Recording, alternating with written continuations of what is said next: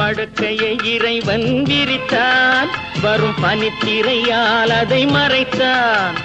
பருவத்தில் ஆசையை கொடுத்தான், வரும் நாணத்தினால் அதை தடுத்தான், வரும் நாணத்தினால் அதை தடுத்தான்.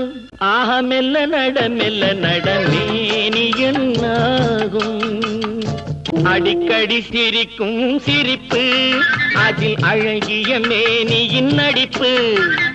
அடிக்கடி சிரிக்கும் சிரிப்பு, அதில் அழகிய மேனியின் நடிப்பு. படபடவென வரும் துடிப்பு, இன்று பதுங்கியதே என்ன நினைப்பு, இன்று பதுங்கியதே என்ன நினைப்பு. ஆக மெல்ல நட மேனி என்னாகும், முல்லை மலர் பாதம்